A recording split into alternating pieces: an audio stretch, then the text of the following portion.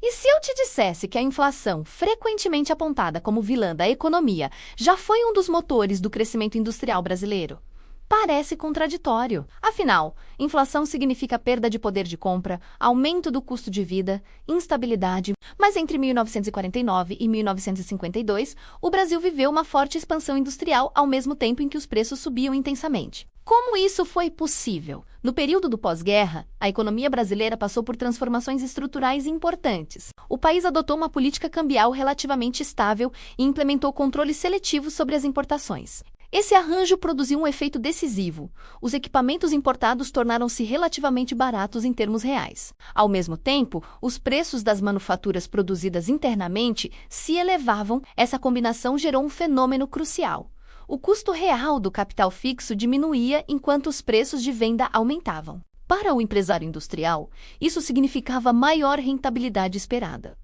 Investir tornava-se mais atraente. A taxa de capitalização crescia. Diante desse cenário, surge uma interpretação comum: a ideia de que a inflação teria sido a causa direta do aumento da capitalização. Mas essa explicação é simplificadora. A inflação, por si só, não cria riqueza. O que houve naquele momento foi uma melhora real nos termos de intercâmbio, especialmente devido à elevação dos preços de exportação do café. O país passou a receber mais moeda estrangeira por suas vendas externas, ampliando sua capacidade de importação. Esse aumento de renda real gerou um excedente econômico. A inflação não criou esse excedente, ela apenas funcionou como mecanismo de redistribuição. Parte crescente dessa renda adicional foi canalizada para o setor empresarial, sobretudo o industrial, estimulando novos investimentos. Mas esse processo tinha limites. A partir do momento em que a composição das importações se estabilizou e o espaço para ampliar a participação de bens de capital e matérias-primas se reduziu, o mecanismo começou a perder força. A elevação contínua dos preços internos já não produzia os mesmos efeitos positivos sobre a capitalização. O ritmo de crescimento, que havia sido intenso até 1952, começou a desacelerar a partir de 1953.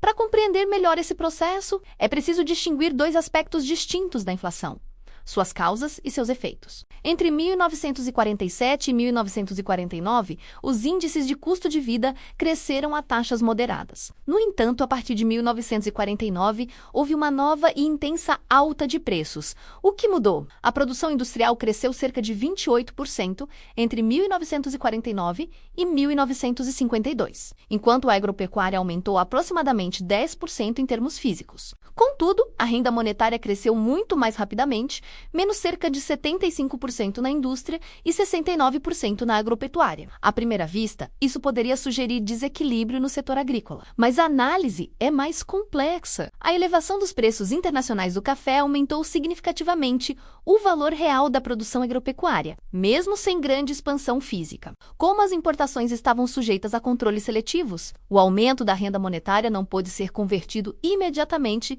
em maior oferta de bens de consumo. Criou-se, assim, um excedente de demanda monetária. Quando há mais dinheiro do que bens disponíveis, os preços sobem. A inflação, nesse contexto, surge como mecanismo de absorção desse desequilíbrio. O sistema bancário, ao fornecer os meios de pagamento necessários para financiar a expansão industrial, contribuiu para a propagação do processo inflacionário. Mas ele não foi sua causa primária. A origem estava nos desequilíbrios reais e nas disputas distributivas. A inflação, portanto, não deve ser vista apenas como fenômeno monetário. Ela é, sobretudo, um processo de redistribuição de renda real. Sempre existem grupos que se beneficiam momentaneamente e outros que perdem poder aquisitivo. A estabilização de preços, por sua vez, também não é neutra. Ela consolida as posições relativas existentes no momento em que ocorre. No Brasil, a alta dos preços de exportação desencadeou uma sequência de realocações de fatores produtivos. Recursos migraram para o setor exportador, reduzindo a oferta interna de bens. Ao mesmo tempo,